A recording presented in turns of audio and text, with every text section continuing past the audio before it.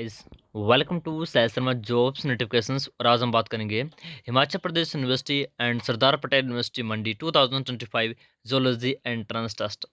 देखो, आप सभी को पता होगा आज 30 तारीख और अभी तक आपने अप्लाई नहीं किया है तो आप कृपया करके आप अप्लाई कर लीजिए। हिमाचल प्रदेश यूनिवर्सिटी शिमला के लिए लास्ट डेट है आज। ठीक है, जो भी आपका जोलॉजी या बॉटनी या जिस भी आप एमएससी एंट्रेंस के लिए अप्लाई करना चाहते हो कर सकते हो, पीजी एंट्रेंस के लिए। और जो मोस्ट इंपॉर्टेंट बात है, देखो, यदि आपको कॉलेज लेना है चाहे आपको एचपीयू कैंपस लेना है, आपकी फ़ीस बहुत ही कम है as compare to private colleges. अगर मैं बात करूँ हिमाचल प्रदेश शिमला के द्वारा जो एफिलिएटेड कॉलेजेस है, स्पेशली बात करूँ मैं एमएससी ज़ूलॉजी के लिए, तो उसमें आपके हैं 3 कॉलेजेस, सॉरी 4 कॉलेजेस। पहला कॉलेज आपका गवर्नमेंट कॉलेज हमीरपुर, दूसरा है गवर्नमेंट कॉलेज घुमारवी, तीसरा है गवर्नमेंट कॉलेज रामपुर, और जो फोर्थ वन है वो आपका गवर्नमेंट कॉलेज पालमपुर। तो ये जो 4 कॉलेजेस हैं, इन 4 कॉलेज में आपकी जो फ़ीस लगेगी 4 सेम की, चारों सेमों की, वो अराउंड अराउंड 20,000 होगी। 20,000। 20,000 में आपकी पूरी एमएससी हो रही है। और साथ में जो आपका रहना-खाना है वो तो अलग बात है, आप नज़दीक से हो तो फिर तो कुछ भी नहीं है, बट आप अगर अगर दूर से हो तो थोड़ा रहने-खाने का मिला सकते हो आप एक्स्ट्रा वो तो। बट 20,000 आपकी फ़ीस है। और एचपी कैंपस की बात करूँ तो उधर 20-25 काफ़ी, 20-25 में उधर भी हो जाएगा। बट अगर मैं प्राइवेट कॉलेजेस की बात करूँ तो आप सभी को पता होगा 38,000 पर मंथ की है, सॉरी पर सेमेस्टर की है। यानी लगभग 38,000 रुपये पर सेमेस्टर की है। 4 सेमेस्टर होंगे तो देख लो आपको 2 सेमेस्टर के 60,000 से ऊपर है, और 4 सेमेस्टर की आपकी हो गई 120 से 130। हाँ, तो लगभग 1.5 लाख रुपये आपका आराम से लग जाएगा। और रहने-खाने का तो अलग ही लगेगा उधर भी। तो कितना बेनिफिशियल आपका यदि आपको गवर्नमेंट कॉलेजेस मिल जाए तो, ठीक है? As compare to private colleges. तो अप्लाई कर सकते हो, लास्ट डेट है। और आपको तैयारी डट के करनी है, टाइम आपके पास नहीं बचा हुआ है, लगभग 1 महीना आपके पास बचा हुआ है। इस 1 महीने में जितना हो सके एमसीक्यू क्वेश्चन की प्रैक्टिस करो। जितना पढ़ना था पढ़ लिया, ओके? अब एमसीक्यू क्वेश्चन का अटेम्प्ट करो, क्योंकि डायरेक्ट क्वेश्चन आएँगे, मेमोरी बेस्ड क्वेश्चन होता है और डायरेक्ट क्वेश्चन होता है। हिमाचल प्रदेश यूनिवर्सिटी का यही सीन है, ठीक है? डायरेक्ट क्वेश्चन आते हैं। तो डायरेक्ट क्वेश्चन के लिए यहाँ पर मैंने आपको पहले बताया हुआ है 4000 टोटल एमसीक्यू क्वेश्चन इस पीडीएफ में। और इस पीडीएफ के साथ आपको 2 बुक्स भी एज इट इज़ फ्री मिलेंगी, वो भी एमसीक्यू ही है, ठीक है? दोनों बुक्स एमसीक्यू की ही हैं। और इस 4000 एमसीक्यू पीडीएफ के साथ आपको 20 चैप्टर मिलेंगे। इन 20 चैप्टर के अंदर 200 एमसीक्यू क्वेश्चन है हर एक चैप्टर के अंदर, ठीक है? बाय करने के लिए आपको यहाँ पर नंबर दिया गया है, इस नंबर आपको करना है मैसेज। मात्र 299 रुपीज़ में आपको ये पीडीएफ मिलेगा, ठीक है? तो टाइम बहुत ही ज़्यादा कम है, तो आप इसको बाय कर सकते हो, परचेज़ कर सकते हो। चलिए वीडियो को करते हैं कंटिन्यू। क्वेश्चन फर्स्ट से, बायोकेमिस्ट्री का पार्ट 2 है, पार्ट 1 मैंने आपको करवाया हुआ है। पहले लिस्ट बात कर लेना। What is the primary source of energy for the earth climate system? ठीक है, रिपीटेड क्वेश्चन है, मैंने आपको करवाया हुआ है। तो राइट आंसर इज ऑप्शन में बी, सोलार रेडिएशंस, जो सन से आने वाली किरणें। Question second, which molecule is the final product of glycolysis in animal cells under the aerobic condition? देखो कंडीशन देखना ध्यान से, एन एरोबिक पूछा है या एरोबिक पूछा है। एरोबिक होता है ऑक्सीजन की प्रेजेंस, और एन एरोबिक होता है ऑक्सीजन की अब्सेंस। तो यहाँ पर बोला है ऑक्सीजन की प्रेजेंस, तो क्या बनता है एंड प्रोडक्ट? तो and product is pyruvate. If यहाँ यहाँ पूछा होता है एन एरोबिक, तो आंसर होना था लैक्टेट या alcohol. Question third, what is the primary function of enzyme hexokinase in glycolysis? देखो हेक्सोकाइनेज आपको कौन पता है कौन सा होता है? हेक्सोकाइनेज वो होता है जो कि फर्स्ट एंजाइम होता है ग्लाइकोलाइसिस का। और हेक्सोकाइनेज का नाम ही क्या है? हेक्सोकाइनेज। काइनेज का मतलब होता है ऐसे एंजाइम जो कि फोस्फेट ग्रुप अटैच करते हो, उनको बोलते हैं काइनेजेज। और जो फोस्फेटेजेज होते हैं जो कि फोस्फेट ग्रुप को हटाते हैं, रिमूव करते हैं, उनको बोलते हैं फोस्फेटेजेज। और काइनेजेज होते हैं जो फोस्फेट अटैच करते हैं। हेक्सोजेज मतलब 6 कार्बन कंपाउंड, और 6 कार्बन कंपाउंड कौन होता है? ग्लूकोज। तो ग्लूकोज को फोस्फेट लगाने का काम करता है हेक्सोकाइनेज। तो देखो, convert the glucose to glucose 6 phosphate, बात खत्म। यानी option first is the right answer. Question number fourth, which coenzyme is required for the conversion of pyruvate into acetyl coenzyme A? देखो, ये है last linkage step, last step है। Last time आप सभी को पता होगा, पायरुवेट जो हमारा ग्लाइकोलाइसिस बनता है, इसको जाना कहाँ पर? क्रेब्स साइकिल के अंदर। बट ये जो प्रोसेस हो रही है जिसमें पायरुवेट को कन्वर्ट कर जा रहा है पायरुवेट डीहाइड्रोजनेज कॉम्प्लेक्स के द्वारा, जिसमें 3 एंजाइम रिस्पॉन्सिबल है। 3 एंजाइम का नाम आपके pyruvate dehydrogenase first enzyme, second enzyme is dihydrolipoyl transacetylase दूसरा एंजाइम, और तीसरा एंजाइम है डाईहाइड्रोलिपाइल डीहाइड्रोजनेज। ये 3 एंजाइम है। और तीनों एंजाइम मिलकर पायरुवेट को कन्वर्ट करते हैं एसिटल कोएंजाइम ए में। पायरुवेट 3 कार्बन कंपाउंड है, एसिटल कोएंजाइम में 2 कार्बन कंपाउंड है, यानी CO2 यहाँ पर लॉस्ट हो रही है। और एनर्जी के लिए यहाँ पर कौन सा बायोमोलिक्यूल्स यूज की जा रहा है इसके बारे में पूछा गया है। तो NAD, FAD, कोएंजाइम ए और बोथ AOC। तो right answer is option number D, both AOC। आपसे को पता होगा इस स्टेप में NAD आपका कन्वर्ट हो जाता है किसमें, आपका NAD कन्वर्ट हो जाता है आपका NADH आपका NAD पॉजिटिव में, ठीक है। और रही बात आपके को एंजाइम ए की, तो को एंजाइम ए भी आपका एक को फैक्टर होता है जो कि आई थिंक एंजाइम फर्स्ट का ही रिकॉर्ड होता है, ठीक है। एक second, question fifth, in the citric acid cycle which molecule is produce as the high energy compound. देखो citric acid cycle is also called as TC cycle, और TC cycle में which molecule is produce as a high energy compound. काफी easy है, ATP, GTP, FADH2, ये both BOC। तो right answer is option number D, both BOC, GTP और FADH2। देखो citric acid cycle में आपका जो ATP है इन द केस ऑफ एनिमल नहीं निकलता है, ATP नहीं निकलता है, क्या निकलता है, एक आपका निकलता है NADH2, सॉरी NADH2 नहीं बोलते हैं, NADH बोलते हैं। एक निकलता है NADH, एक निकलता है आपका FADH2 और एक निकलता है आपका GTP। हाँ in the case of plants होता तो हाँ वहाँ पे ATP होता है as compare to as otherwise GTP को छोड़ के वहाँ पर ATP होता है, बट एनिमल्स में तो GTP होगा। Question sixth, what is the primary role of the pentose phosphate pathway in cells. देखो pentose phosphate pathway also called as HMP shunt, और HMP shunt hexose monophosphate shunt को हम बोलते हैं। उसका मेन रोल क्या है, ATP का प्रोडक्शन करना, NADPH का प्रोडक्शन करना, ग्लूकोज का प्रोडक्शन करना, या फैटी एसिड का डिग्रेडेशन करना। काफी इजी है, तो right answer option number B, NADPH का प्रोडक्शन करना। देखो आपका जो पेंटोस फॉस्फेट पाथवे है इसमें स्टार्ट आपका होता है किससे, ग्लूकोज 6 फॉस्फेट से, और ग्लूकोज 6 फॉस्फेट पहला एंजाइम वर्क करता है ग्लूकोज 6 फॉस्फेट डिहाइड्रोजनेज, जिससे एक आपका कंपाउंड निकलता है जिसका नाम है NADPH। देन नेक्स्ट आप होता है जिसमें आपका 6 फॉस्फो ग्लूकोनोलैक्टोन बनता है, जिसको कन्वर्ट किया जाता है 6 फॉस्फो ग्लूकोनेट के द्वारा किसके अंदर, तब आपका ओनली वाटर यूज होता है। पर थर्ड स्टेप है, थर्ड स्टेप में आपका 6 फॉस्फो ग्लूकोनोलैक्टोन कन्वर्ट हो जाता है आपका किसके अंदर, राइबोज 5 फॉस्फेट में, ओके, राइबुलोज 5 फॉस्फेट में। तो यहाँ पर भी आपका अगेन NADPH निकलता है, यानी यहाँ पर टोटल 2 NADPH निकल रहे हैं, और ये 2 NADPH निकल रहे हैं पेंटोस फॉस्फेट पाथवे में, ये चले जाएंगे 3 प्रोसेस में। पहला most important process called as glutathione peroxidase system. Glutathione peroxidase system में आपका ROS का डिग्रेडेशन होता है। दूसरा स्टेप फैटी एसिड की बायोसिंथेसिस के, फैटी एसिड की बायोसिंथेसिस में चल जाएंगे। और तीसरा जो राइबोलोज 5 फॉस्फेट बना हुआ है वो आपका चल जाएगा कार्बोहाइड्रेट का मेटाबॉलिज्म के लिए या कार्बोहाइड्रेट के सिंथेसिस के लिए, याद रखना इसको। Question seventh, which enzyme is responsible for the break down of the glycogen into glucose बरफॉस्फेट। काफी इजी है, आपसे पूछा है कौन सा एंजाइम है जो कि ग्लाइकोलाइसिस करता है। सिंपल पूछा है, ग्लाइकोजन को तोड़ता कौन है, क्योंकि ग्लाइकोजन टूटेगा तो ग्लूकोज बरफॉस्फेट बनेगा, single single single single single glucose बन फॉस्फेट बनता है, लास्ट में लिमिटेड एक्सट्रीन आ जाता है, तब ये एंजाइम जिसका नाम है ग्लाइकोजन फॉस्फोराइलेज। ग्लाइकोजन फॉस्फोराइलेज काम नहीं कर पाता है, इसलिए हमें चाहिए वहाँ पर कौन सा डी ब्रांचिंग एंजाइम, वो डी ब्रांचिंग एंजाइम तोड़ेगा उसके बाद, यानी right answer option number B, glycogen phosphorylase. Question number 8th, which hormone promote the glucose uptake by cells by increasing the glutathione transporters. देखो खुद बताओ मुझे, यदि हमारे ब्लड में ग्लूकोज ज़्यादा है तो उसको स्टोर किया जाता है as it form of glycogen, तो वो इसमें कौन सा हार्मोन रिस्पॉन्सिबल होता है, glucagon, epinephrine, insulin, cortisol. Simple बोला गया कि ग्लूकोज को ग्लाइकोजन में कन्वर्ट कौन हार्मोन करवाता है, करता नहीं करवाता है, किससे करवाता है, वो सेल्स के अंदर मसल सेल्स के अंदर ग्लूटाथोन के ट्रांसपोर्टर को ऑन करवा देता है, जिसकी वजह से ग्लूकोज जल्दी जल्दी से अंदर जाएगा और स्टोर हो जाएगा। तो right answer option number C, insulin.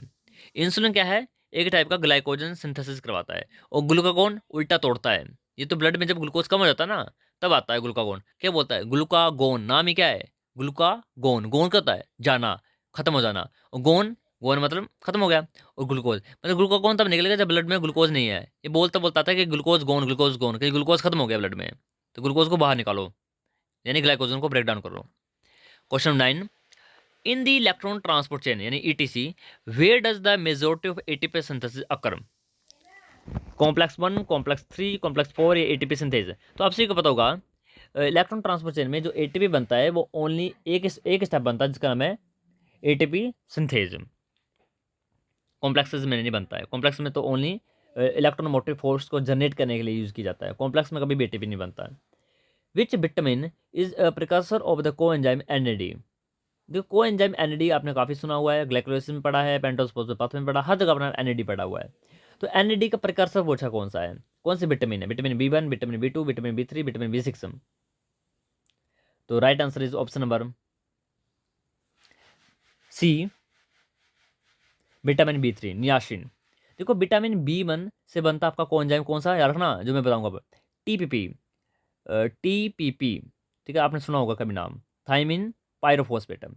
और आई थिंक ये आपका होता है यूज़, हाँ इसी HMP में तो आगे फ्यूचर में आगे यूज़ होगा जब आपका सीडो हेप्टोलोज 7 फॉस्फेट और आपका साथ में ग्लिसराइड 3 फॉस्फेट बनेगा इन ट्रांसकेटोलेज रिएक्शन में। जहाँ पे देखो एक होता है ट्रांसकेटोलेज और एक होता है ट्रांस एल्डोलेज। जहाँ पर ट्रांसकेटोलेज काम करेगा वहाँ पर TPP as a cofactor required होगा। और टीपीपी कहाँ से बनता है? विटामिन B1 से। Vitamin B2, vitamin B2 riboflavin, इससे बनता है हमारा एफएडी या एफमेन, पढ़ा है, फ्लेविन डाइनुक्लियोटाइड, फ्लेविन मोनोन्यूक्लियोटाइड। तो एफमेन या एफएडी बनते हैं B2 से। B3 से बनते हैं हमारे एनएडी नियासिन। और विटामिन 6 से बनता है पैराडॉक्सिल पायरोफॉस्फेट। आपने पढ़ा हुआ है अमाइनो एसिड की क्या बोलते हैं उसको, डीएमिनेशन नहीं, ट्रांसएमिनेशन रिएक्शंस में अंदर। Question 11, what is the end product of fatty acid oxidation in mitochondria. तो माइटोकॉन्ड्रिया के अंदर एंड प्रोडक्ट क्या है फैटी एसिड के ऑक्सीडेशन का? Glucose, acetyl coenzyme A, glycerol, pyruvate. देखो एंड प्रोडक्ट ग्लाइकोलाइसिस का नहीं पूछा है, एंड प्रोडक्ट पूछा है फैटी एसिड के डिग्रेडेशन का। तो जब भी फैटी एसिड टूटती है तो हमें मिलता है एसिटाइल कोएंजाइम ए। क्या मिलता है? एसिटाइल कोएंजाइम ए मिलता है। Option B. Question 12, which enzyme is inhibited by the high level of ATP in glycolysis. देखो ऐसे जो क्वेश्चन करवा रहा हूँ वैसे डिट्टो आपके क्वेश्चन उस पीडीएफ में है, काफ़ी इंपॉर्टेंट है। बट ये जो क्वेश्चन करा रहा हूँ ये अदर है उस पीडीएफ से, उस पीडीएफ में अलग क्वेश्चन है और इसमें लगभग 200 क्वेश्चन है। ये तो मैं 20 क्वेश्चन करवाऊंगा उसको आपको, ठीक है, उधर तो आपके 200 क्वेश्चन है, कर लेना उसको अच्छे से। विच enzyme is inhibited by high level of ATP in glycolysis. देखो आपसे को पता होगा हम ग्लाइकोलाइसिस करते हैं क्यों है, जब हमारे बॉडी को एटीपी की रिक्वायरमेंट होती है, क्योंकि जो ग्लाइकोलाइसिस से पायरुवेट बनेगा तो फ्यूचर में जाके क्रैब साइकिल से एटीपी तो बनाएगा। तो अगर एटीपी पहले से ज़्यादा है तो हमें एटीपी नहीं बनाने हैं, मतलब हमें ग्लाइकोलाइसिस को स्टॉप करना है। तो मैंने कहा कौन सा एंजाइम बुरी तरह से इनहिबिट होगा जब हाई लेवल ऑफ एटीपी होगा? हेक्सोकाइनेज, फोस्फोफ्रक्टोकाइनेज 1, पायरुवेट काइनेज या एनोलेज। तो right answer option number B, phosphofructokinase 1। जब भी एटीपी ज़्यादा होगा तो एटीपी इसको इनहिबिट कर देगा। Question 13, what is the primary storage form of carbohydrates in animals. ये तो भाई मैं इतना करवा चुका हूँ, अब तो आपको पता होना चाहिए ना। Right answer option number C, glycogen. अब प्लांट पूछा होता तो right answer option number first, starch. Question number 14, which molecule act as carrier of acyl group in the fatty acid synthesis and oxidation. देखो फैटी एसिड की synthesis हो चाहे fatty acid की breakdown हो, कौन सा ऐसा कैरियर होता है जो कि एसाइल ग्रुप को ट्रांसफर करता है? तो coenzyme A, NAD, FAD, biotin. तो right answer is option number first, coenzyme A. और कोएंजाइम ए बनता किससे? तो याद रखना ये बनता आपका विटामिन B5 से, यानी पेंटोथेनिक एसिड से। विटामिन B5 से बनता आपका कोएंजाइम ए। कि विटामिन B12 से तो नहीं बनता कोबैलेमाइन, क्रॉस चेक कर लेना इसको। विटामिन B12 से तो नहीं बनता कोएंजाइम ए, बट जहाँ तक मुझे याद है ये विटामिन B5 से ही बनता है। बट 100% इसको क्रॉस चेक कर लेना कि कोएंजाइम ए विटामिन B5 से बनता है या विटामिन B12 से बनता है। बट जहाँ तक मुझे याद है विटामिन B5 ही इसका आंसर है। Question 15, what is the primary function of the enzyme lactate dehydrogenase in the anaerobic conditions. देखो आपसे को पता होगा जब भी ऑक्सीजन नहीं होती है, तो मैंने आपको पहले बताया ऑक्सीजन नहीं होती तो ग्लाइकोलाइसिस जो एंड प्रोडक्ट बनता है वो पायरुवेट नहीं बनता है। क्या बनता है वो? तो एंड प्रोडक्ट आपका बनता है लैक्टेटम। तो लैक्टेट के लिए एक एंजाइम चाहिए कॉल्ड इज लैक्टेट डिहाइड्रोजनेज। अभी लैक्टेट डिहाइड्रोजनेज करेगा क्या? ये पायरुवेट को कन्वर्ट कर देगा इसके अंदर, लैक्टेट के अंदर, यानी option first is the right answer. Question 16, which amino acid is the precursor for the synthesis of serotonin. देखो आपने एक हार्मोन पढ़ा है सीरोटोनिन, एक आपने पढ़ा है मेलाटोनिन। सीरोटोनिन मेलाटोनिन दोनों एक ही अमाइनो एसिड से आए हुए हैं, ये सिंगल अमाइनो एसिड वाले हार्मोन है। सीरोटोनिन आल्सो कॉल्ड एज बैसो कंस्ट्रक्शन, ये बैसो कंस्ट्रक्शन करवाता है कौन? सीरोटोनिन। कई बार बैसो डायलेशन भी करवा देता है कई जगह, पर मोस्टली वैसो कंस्ट्रक्शन करवाता है। और रही बात हमारी मेलेटोनिन की, तो melatonin also called as the king of darkness, यानी जब आपका अंधेरा होता है, नाइट होती है तो रात को निकलता है मेलेटोनिन। तो मेलेटोनिन हो चाहे सेरोटोनिन हो, ये दोनों को दोनों आए हैं हमारे कहाँ से, ट्रिप्टोफान या tyrosine, tryptophan, in option B is the right answer. अगर ये तो पूछा होता एपिनेफ्रिन या नोर एपिनेफ्रिन या डोपामाइन, तो वो आते हैं टायरोसिन से। ठीक है। Option number 7, question number 17, what is the role of DNA polymerase in DNA replication. DNA polymerase का क्या काम है डीएनए रेप्लिकेशन में। तो पॉलीमरेज होता है बनाना, डीएनए को बनाना, यानी डीएनए पॉलीमरेज बनाता है डीएनए को, तो अनवाइंड तो नहीं करेगा। Synthesise the news DNA strand, yes. DNA polymerase, polymerase मतलब होता है बनाना, और डीएनए का मतलब डीएनए, तो डीएनए को बनाना, यानी synthesis of a new DNA strand. Option number B is the right answer. Question number 18, which nitrogenous base is found in the RNA but not in DNA. Adenine, thymine, uracil, guanine, तो ये सभी को पता होगा, uracil. Question 19, what is the primary source of ammonia in the urea cycle. अब urea cycle में जो ammonia है वो कहाँ से आ रहा है, ग्लूटामेट से, अस्पार्टेट से, ग्लूटामीन से, ये बोथ ए ओ सी। काफ़ी इंपॉर्टेंट है आपका, काफ़ी इंपॉर्टेंट क्वेश्चन है ये। यूरी साइकिल पढ़ी है, तो यूरिक साइकिल में आपने देखा होगा, एक तो होता है आपका बाइकार्बोनेट। अब बाइकार्बोनेट साथ साथ क्या होता है अमोनिया। अमोनिया और बाइकार्बोनेट दोनों मिलकर बनाते हैं कार्बोमायोल फॉस्फेट। इंजाइम कौन लगता है, कार्बोमायोल फॉस्फेट सिंथेज 1। अब कार्बोमायोल फॉस्फेट बनता है, कार्बोमायोल फॉस्फेट आगे जाकर ओरेंथिन के साथ मिलकर क्या बनाता है, सिट्रुलिन बनाता है, और सिट्रुलिन बाहर निकलता है। बाहर सिट्रुलिन जैसे निकलेगा तो वहाँ बाहर क्या होता है, आर्जिनोसक्सिनेट प्रेजेंट होता है, जो कि क्या बनाता है, आर्जिनिन बनाता है। आर्जिनिन के बाद आर्जिन सक्सेस लाइएज काम करता है, ऐसे आपने पढ़ा होगा, आगे आगे ये निकल जाएगा और आर्जिनिन अलग हो जाएगा और ओरेंथिन दोबारा एंटर कर जाएगी। तो उसमें कभी भी आपने पढ़ा होगा, तो बताना मुझे अमोनिया कहाँ से आया, वहाँ पर स्टार्टिंग में अमोनिया आया था ना, तो अमोनिया कहाँ से आया। तो अमोनिया आपका आया असल में कहाँ से, असल में ग्लूटामेट और ग्लूटामिन, ये दो अमाइनो एसिड हैं। इन दो अमाइनो एसिड के कारण ही हमारा अमोनिया आया है। मोस्टली तो 99% ग्लूटामेट से आता है, यानी ग्लूटामिक एसिड से आता है, बट कई जगह ग्लूटामिन भी लिखा होता है आंसर। तो right answer option number D. Question 20, which enzyme is responsible for synthesis of ATP in mitochondria.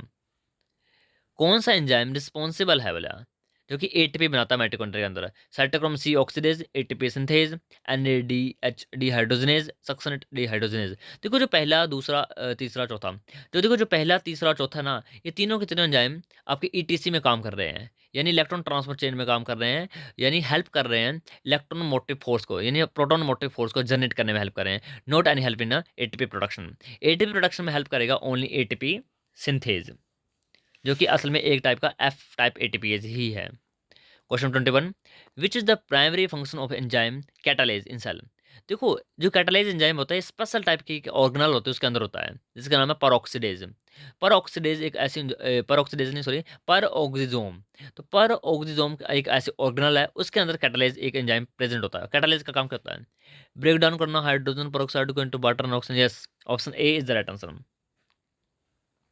ये तोड़ता है किसको, हाइड्रोजन पेरोक्साइड को। हाइड्रोजन पेरोक्साइड होता है आपका H2O2, तो H2O2 को ब्रेक करता है वाटर प्लस ऑक्सीजन के अंदर, यानी ROS को जनरेट नहीं होने दे रहा बॉडी के अंदर। अब बॉडी के अंदर ROS जनरेट हो गया, ROS मतलब रिएक्टिव ऑक्सीजन स्पीसीज जनरेट हो गई, तो डीएनए डैमेज हो जाएगा और डेथ होने के चांसेस ज़्यादा हैं, कैंसर हो जाएगा।